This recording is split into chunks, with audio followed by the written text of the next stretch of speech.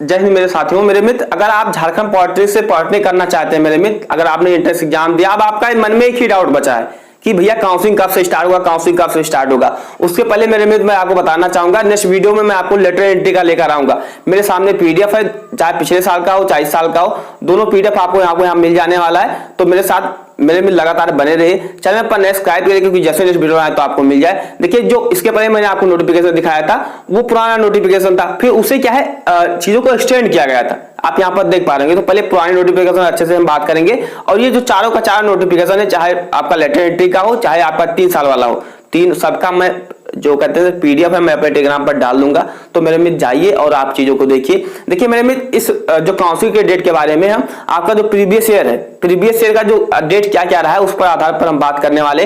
देखिए मेरे मित्र, मैं आपको बताना चाहूंगा जो पिछले साल का जो रिजल्ट आया था, जी हाँ मेरे मित्र, जो पिछले साल का रिजल्ट आया था वो 30 अप्रैल को आया हुआ था। 30 अप्रैल 2023 को आया हुआ था। 30 अप्रैल 2023 को आया हुआ था। इस बार जो आपका 2024 का रिजल्ट आया वो 24 का डेट दिखा रहा था, लेकिन वो आया 25 को था। तो 25 यानी 5 दिन पहले रिजल्ट आया था। तो जो अगर इस साल का जो डेट है या जो पिछले साल का जो डेट था उसी के 4-5 दिन या 8 दिन पहले हो सकता है, ज्यादा अंतर नहीं देखने के लिए मिलेगा, हो सकता है उसी डेट पर हो। तो ये ध्यान रखिएगा, पुराना जो डेट था मेरे मित्र, कुछ चीजें मैं आपको और बताना चाहूंगा। चाहे आपका काउंसलिंग डेट के साथ में कौन काउंसलिंग करा सकता है या जो फीस है वो क्या चीज है, हर चीज आपको यहाँ पर मिलेगी। देखिए मेरे में जो आपकी काउंसलिंग डेट थी, आप देख सकते हो फर्स्ट राउंड का जो निर्धारित किया गया था 8-6 से किया गया था, डेट पर अच्छे से आगे हम बात करेंगे।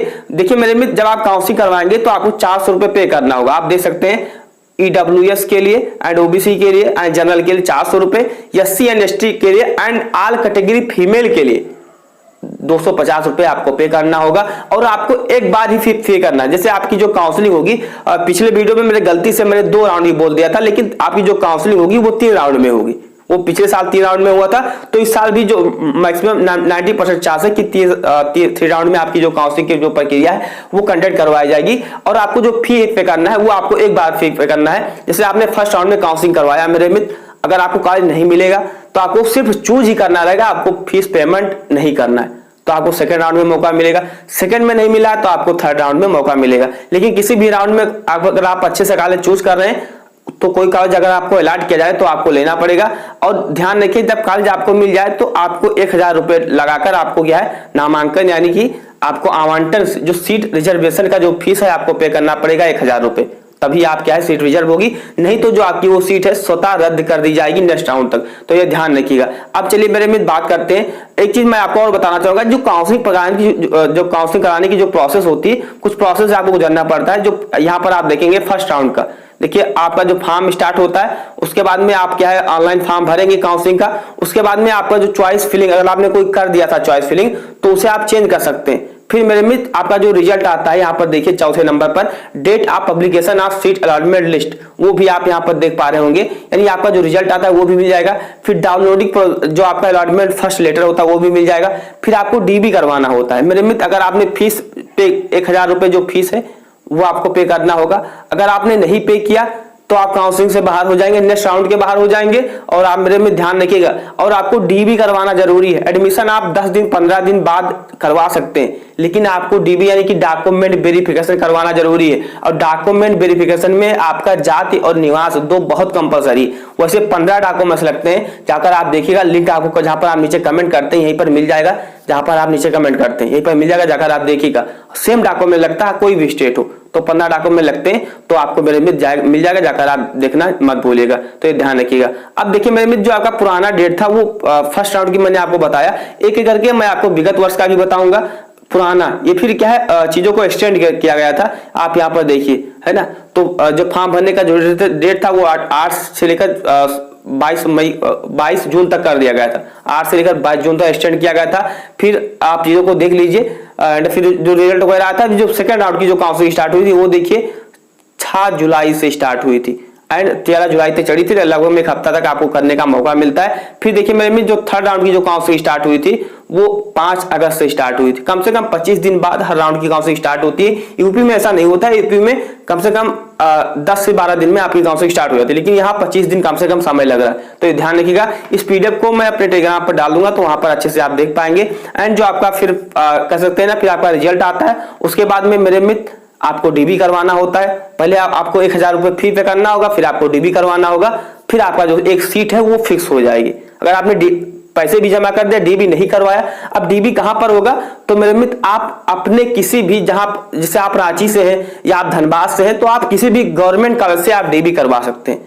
जैसे अगर आपको, जैसे मान लीजिए कि आप झांसी से हैं, मेरे मित्र झांसी से हैं, जैसे नोटिफिकेशन आएगा तो उसमें लिखा रहेगा, लेकिन मैं आपको जानकारी के लिए बता देना चाहूंगा। जैसे मान लेते हैं आप रांची से हैं, रांची से आपको जो कॉलेज मिला मेरे मित्र, वो क्या मिला? धनबाद मिला।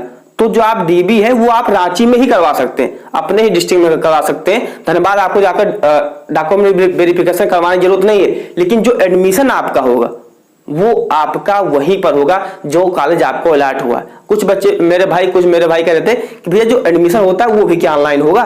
मेरे भाई मेरे दोस्त, वो आपका जो एडमिशन होगा वो आपको ऑफलाइन जाकर लेना पड़ेगा, लेकिन डॉक्यूमेंट वेरिफिकेशन है और जो पैसा है वो आपको एक फिक्स समय पर ही पे करना है। अगर आप उससे लेट कर देंगे तो मेरे मित्र आप कॉलेज से बाहर हो जाएंगे और आप इस साल के कहते हैं ना काउंसलिंग से भी बाहर हो जाएंगे। तो इसलिए वही कॉलेज आपको चूज करना होगा कि जो कॉलेज या ब्रांच आपको मिल रहा है वो आप ले लें। तो ये ध्यान रखिएगा, काउंसलिंग हर वो बच्चा करवा सकता है जिसका मार्क्स प्लस में है। अगर आपका मार्क्स 1 नंबर भी है, 2 नंबर भी है, तो आप करवा सकते हैं। अब आपके मन में डाउट होगा कि भैया कितने रैंक तक, कितने सेमर रैंक तक हमको कॉलेज मिलेगा? तो मैंने आपको 2-3 वीडियो के माध्यम से बताया है कि पिछले साल कितने रैंक तक, 32 हजार रैंक तक, सेमर रैंक तक कॉलेज मिला हुआ है, और वो भी गवर्नमेंट कॉलेज, प्राइवेट कॉलेज नहीं, गवर्नमेंट कॉलेज। तो आपके मन में डाउट नहीं होना चाहिए, क्योंकि इस साल लगभग में 40,000 प्लस बच्चों ने, 46,000 तक बच्चों ने क्या है एग्जाम होगा, 44,000 बच्चों ने क्या एग्जाम दिया है। तो अब बहुत 30-32 हजार तक अगर आपका रैंक है, अगर आप अच्छे से काउंसलिंग करवाएंगे तो आपका जो कॉलेज है मेरे में, तो आपको मिलकर रहेगा। तो ये ध्यान रखिएगा। एक चीज मैं आपको और बताना चाहूंगा मेरे में, इसी नोटिफिकेशन को जब आप पढ़ेंगे तो इसमें कुछ चीज और चीज मेंशन है, वो चीज आपको ध्यान देना है। जब आप डॉक्यूमेंट वेरिफिकेशन करवाएं या आप चीजों को करवाएं, तो आप देखिएगा जो आपके गवर्नमेंट पॉलिटेक्निक है, जी मेरे मित्र, जो आपका गवर्नमेंट पॉलिटेक्निक हो या पीपी या जिसे हम सेमी गवर्नमेंट कहते हैं, या निजी हो मेरे मित्र, या सरकारी कहते हैं, जो सबकी काउंसलिंग एक साथ में होगी। और जो 3 साल वाले बच्चे हैं या लेटर वाले हैं, इनका काउंसलिंग अलग अलग होगी। नेक्स्ट वीडियो में मैं जो लेटर वाले भाई हैं उनको मैं बताऊंगा। तो ध्यान रखिएगा, आप हर कॉलेज के लिए, अच्छा काउंसलिंग कैसे होती है? काउंसलिंग ऑनलाइन होगी, आपको जो फीस है वो पे करना होगा। आप काउंसलिंग अपने फोन से कर सकते हैं या किसी साइबर कैफे से करवा सकते हैं, या जब स्टार्ट होगी तो मैं आपको बताऊंगा कि कैसे कैसे करना है ना। तो ये ध्यान रखिएगा। और काउंसलिंग कम से कम 3 राउंड में होगी।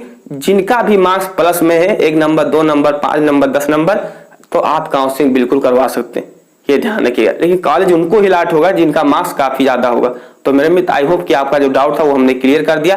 चैनल पर मेरे मित्र नेक्स्ट स्लाइड पर है कि जैसे नेक्स्ट वीडियो आए तो आपको मिल जाए। जय हिंद, वंदे मातरम।